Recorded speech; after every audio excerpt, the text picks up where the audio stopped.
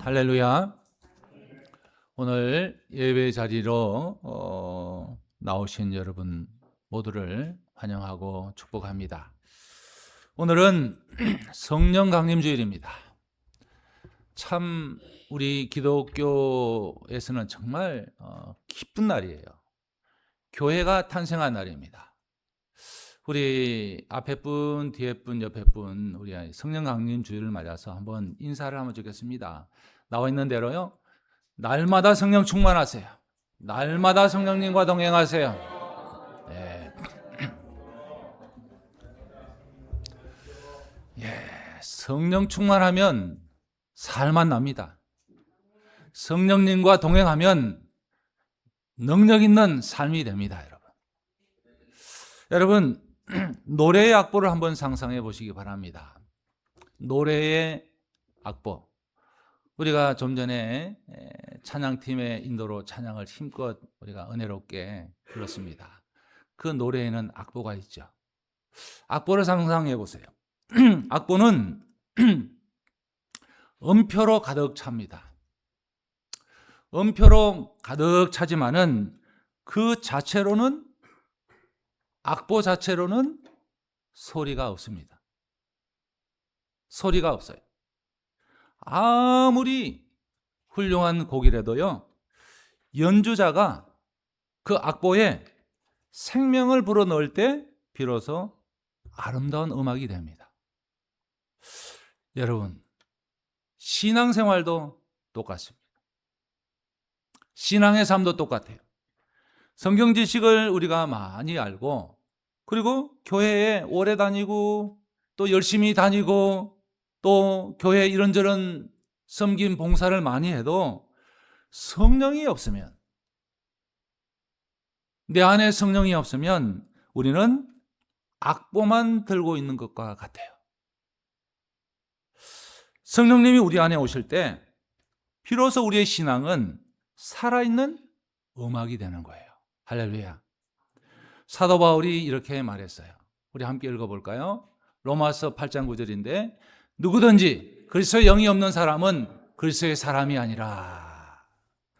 오늘 특별히 성령 강림 주일을 맞아서 오늘 본문을 통해서 다른 보혜사가 되신 성령님이 누군지, 또 우리를 위해서 그 성령님은 어떤 일을 하시는지 우리가 함께 살펴보려고 합니다. 부활하신 예수님은 승천하시기 바로 전에 제자들한테 이렇게 명령하셨습니다. 사도행전 1장 4절인데요. 우리 함께 읽어보겠습니다.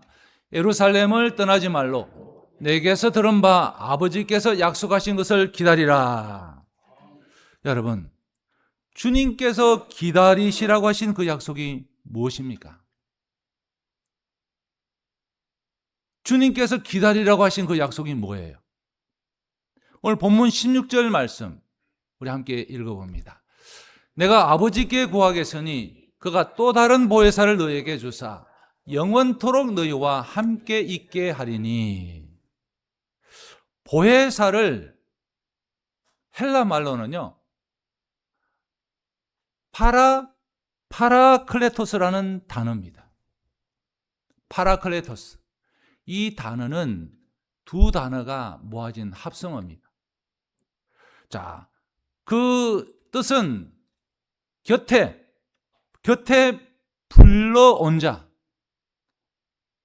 옆에서 도와주는 자, 이게 파라클레토스라는 단어의 뜻이고 의미입니다. 자, 파라는 합성어라고 말씀드렸죠. 파라는 곁에라는 뜻이 있고, 클레토스는 부름받은 자라는 뜻이 있어요. 자, 우리 옆에서, 믿는 자 옆에서 위로하고 우리의 부족한 것을 채워주시고 우리를 격려해 주시는 분, 그분이 보혜사입니다. 할렐루야. 그런데요, 예수님은 왜 또 다른 보혜사라고 말씀을 하셨을까요? 예수는 왜 승천하시기 전에 제자들한테 또 다른 보혜사라고 말씀을 하셨을까요? 또 다른 보혜사가 있다는 말은 첫 번째 보혜사가 있다는 뜻이죠. 또 다른 그랬으니까. 그러면 또 다른 첫 번 보혜사가 누구인지 궁금합니다. 첫 번째 보혜사는요, 바로 예수님 자신입니다. 예수님 자신이 있어요. 예수님이 먼저 이 땅에 오셔서 소외된 자들의 친구가 되어주시고, 병든 자를 고쳐주시고, 절망 가운데 있는 사람들한테 위로와 소망을 주셨습니다. 이제 그 주님이 떠나시면서 하늘나라로 가시면서 두 번째 보혜사로 성령님을 보내주셨습니다. 할렐루야. 자, 여러분, 성령님을 우리가 정말 바르게 알아야 합니다. 성령님을 바르게 알아야 합니다. 정말 바르게 알아야 돼요. 성령님은 어떤 신비한 힘이나 에너지가 아닙니다. 마시면 힘이 나는 드링크 같은 에너지가 아닙니다. 어떤 힘도 아닙니다. 성령님은 단도직입적으로 말씀을 드리면 하나님이십니다. 아멘. 고린도전서 22장 10절 말씀인데 우리 함께 읽어봅니다. 성령은 모든 것 곧 하나님의 깊은 것까지도 통달하느니라. 하나님의 깊은 것까지 아신다는 것은 성령님이 곧 하나님이시라는 명백한 증거입니다. 성령이 곧 하나님이라는 명백한 증거예요. 또한 베드로는 아나니아한테 이래 말했죠. 네가 성령을 속인 것이 아니요 하나님께 거짓말한 것이니라. 여러분, 성령님은요 성부, 성자와 동일한 삼위일체 하나님입니다. 여러분, 우리가 삼위일체를 이해할 때 삼위일체를 온전하게 이해한 사람은 아마 없을 거예요. 사도 바울쯤은 될까? 우리 기독교 2000년사에 이 삼위일체에 대한 논쟁이 정말 많았습니다.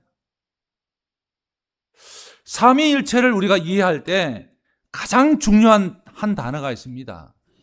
네 글자인데 동일본질입니다. 동일본질. 이 동일본질이라는 이 단어는요, 성부, 성자, 성령께서 서로 구별되시지만은 결코 분리되지 않는다는 뜻이에요. 여러분, 이해가 되세요? 사실 삼위일체를 완벽하게 설명할 수 있는 인간의 언어나 자연계의 비유는 없습니다. 혹 잘못하다가는 양태론에 빠지기도 하고 아주 휩싸이게 됩니다. 다만 우리가 분명히 알아야 할 것은 이거예요. 성령님은 성부 하나님과 성자 예수님과 완전히 동일한 하나님이라는 사실입니다. 그래서 삼위일체입니다. 그러면 우리가 성령님을 대할 때 성부 하나님을 대하듯 성자 예수님을 대하듯 경외하는 마음으로, 감사하는 마음으로 성령님을 찾고 구해야 합니다. 그러니까 성령 하나님은 세 번째로 낮다. 성부 하나님이 제일 높고 성자 예수님이 그 다음이고 성령 하나님이 세 번째로 낮다. 이 개념이 아닙니다. 동일합니다. 그러면 성령님은 우리를 위해서 무슨 일을 하고 계실까요? 오늘 성령 강림주일이어서 오늘 성령에 대해서 말씀을 나누려고 합니다. 성령 하나님은 우리를 위해서 뭘 하실까요? 첫째는요, 함께 하시는 사역을 하십니다. 함께 하십니다. 오늘 본문 16절에서 18절 우리 읽어보도록 하겠습니다. 영원토록 너희와 함께 있게 하리니 그는 너희와 함께 거하심이요 또 너희 속에 계시겠음이라. 내가 너희를 고아와 같이 버려두지 아니하고 너희에게로 오리라. 아멘입니다. 여러분, 예수님의 이름이 예수 그리스도예요. 예수님의 또 다른 이름이 있어요. 임마누엘입니다. 임마누엘. 임마누엘이라는 찬양도 있죠. 하나님이 우리와 함께 하신다는 의미가 임마누엘이에요. 자, 육신을 입고 오신 예수님은 현실적으로 우리 모두와 영원히 함께 계실 수 없었어요. 없었지만은 성령님을 통해서 내가 세상 끝날까지 너희와 항상 함께 있으리라고 약속을 하셨는데 그 약속이 이루어졌어요. 여러분, 이 약속이 어떻게 성취되었습니까? 오늘 본문 18절에서 주어를 보게 되면요, 그 주어가 내가 너희에게로 오리라 그리 말씀해요. 내가 너희에게로 오리라. 자, 예수님이 성령님과 자신을 일치시키신 겁니다. 일치시키신 거예요. 자, 그러니까 성령님이 오심으로 예수님의 항상 함께 하시겠다는 약속이 성취됐습니다. 자, 여러분, 오늘 우리가 예배를 드리면서 고아처럼 느끼시는 분이 계십니까? 나는 고아인가? 아무도 내 편이 없다고. 세상에 내 편이 아무도 없구나 라고 느끼시는 분이 있으십니까? 여러분, 우리는 고아가 아닙니다. 고아가 아닙니다. 성령님이 우리 안에 계십니다. 할렐루야. 그뿐만 아닙니다. 성령님이 하시는 두 번째 사역은요, 우리 곁에서 끊임없이 가르치시고 생각나게 하시는 사역을 하십니다. 이게 성령님이 하시는 두 번째 사역이에요. 오늘 본문에서 조금 내려가서 26절 함께 읽어볼까요? 보혜사 곧 아버지께서 내 이름으로 보내실 성령, 그가 너희에게 모든 것을 가르치시고 내가 너희에게 말한 모든 것을 생각나게 하시리라. 성령님은 예수님을 증거하시고 예수님이 가르치신 것을 생각나게 하시고 우리를 진리 가운데로 인도하십니다. 그분이 성령님입니다. 여러분, 우리가 설교를 들을 때 혹 마음에 꽂히는 말씀 혹은 어려운 순간에 떠오른 말씀은요, 다 성령님의 역사예요. 성령님이 가르치시고 생각나게 하시는 겁니다. 자, 성령님이 하시는 세 번째 사역은요, 오직 그리스도의 영광을 드러내는 사역을 하십니다. 요한복음 16장 14절인데 읽어봅니다.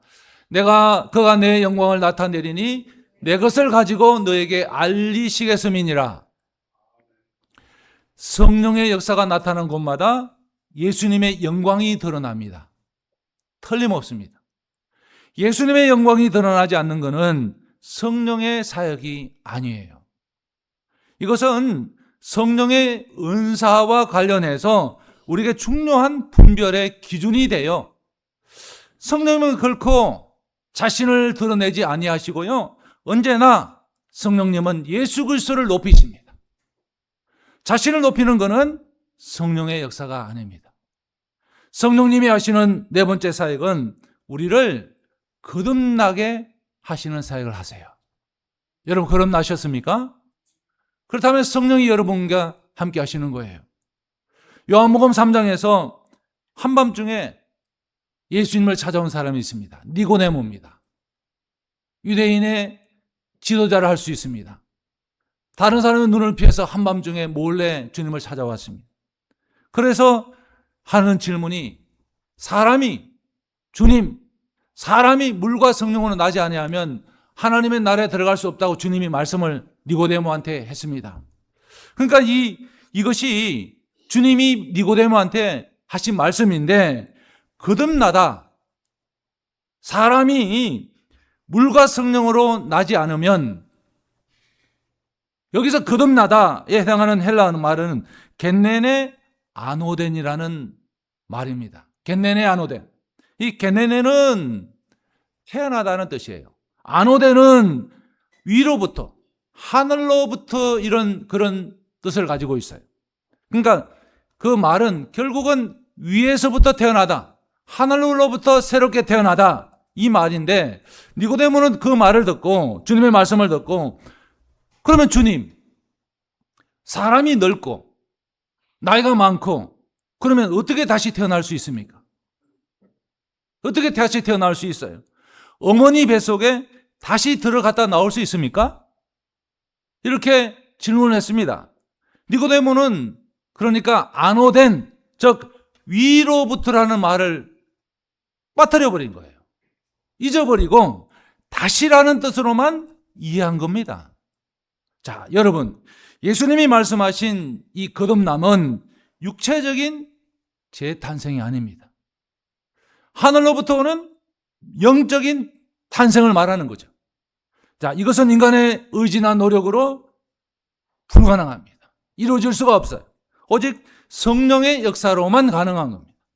거듭난 사람의 그러면 증거가 있어요. 어떤 사람이 거듭났을까?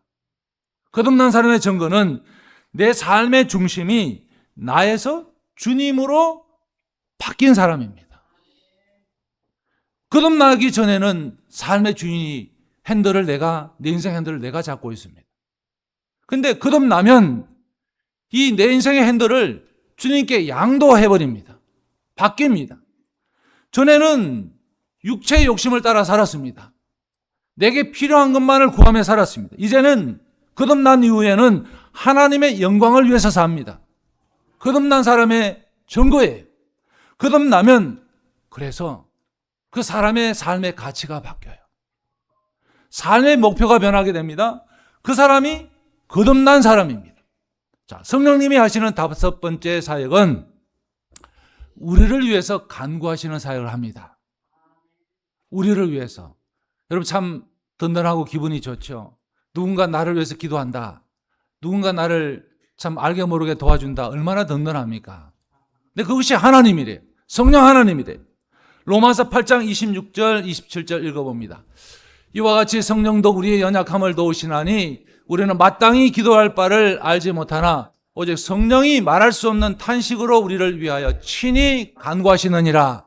마음을 살피시는 이가 성령의 생각을 아시나니 이는 성령이 하나님의 뜻대로 성도를 위하여 간구하심이니라. 가족도 함께 울어주지 않는 세상입니다. 여러분, 이 지금의 시대의 세상이 내 피부치 가족도 함께 울어주지 않는 세상이, 가족도 친구도 다 떠날지라도 성령님은 우리를 위해서 탄식하며 기도하십니다. 이것이 성령님이 우리를 얼마나 사랑하시는 증거예요. 여러분, 오늘 예배에 오셔서 딱 한 가지를 기억하실 수 있기를 바랍니다. 우리는 고아가 아니다. 나는 고아가 아니다. 저는 정말 예수 믿고 거듭났으면서도 한동안 그렇게 생각한 데가 많았어요. 아, 부모님이 돌아가신 날 고아구나. 그렇게만 생각한 적이 많았습니다. 여러분, 우리는 고아가 아닙니다. 성령님은 지금 저와 여러분 안에 계십니다. 우리가 아파할 때 성령님은요, 우리를 외면하지 않으시고 깊이 아파하십니다. 내가 하나님의 영광을 드러내면 성령님은 말할 수 없이 기뻐하십니다. 내가 하나님께로부터 멀어지면 성령님은 얼마나 슬퍼하시며 탄식하는지 모릅니다. 그러므로 성령님을 저와 여러분이 아는데 그치지 마시고 날마다 매 순간마다 그분과 교제하고 동행하시기 바랍니다. 이게 너무나 중요합니다. 아침에 눈을 뜰 때 성령님 오늘도 함께해 주십시오라고 고백하세요. 의식이 돌아오자마자 성령님 오늘도 나와 함께해 주십시오. 어떤 결정을 해야 됩니다. 어떤 결정을 해야 될 때 성령 하나님 인도해 주십시오. 그렇게 고백하세요. 힘들 때 있잖아요. 그럴 때 어떻게 해요? 성령님 제 연약함을 아시잖아요 라고 부르시기 바랍니다. 부르시기 바랍니다. 이것이 성령님과 동행하는 삶인 줄로 믿습니다. 여러분, 성령과 동행하는 삶이 거창한 거 아닙니다. 뭐 대단한 거 아닙니다. 여러분, 그렇지 않으니까 지금 이 순간부터 그게 가능한 거예요.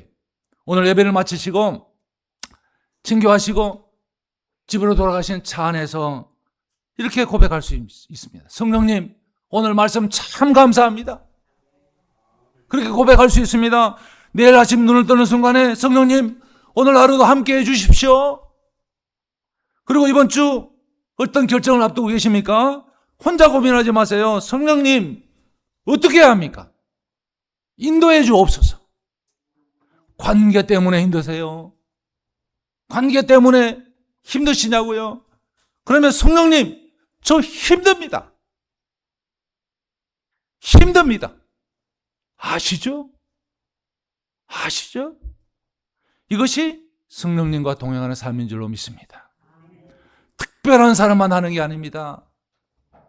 믿음 좋은 사람만 하는 게 아닙니다. 지금 이 자리에 계신 저와 여러분이 오늘부터 당장 시작할 수 있습니다.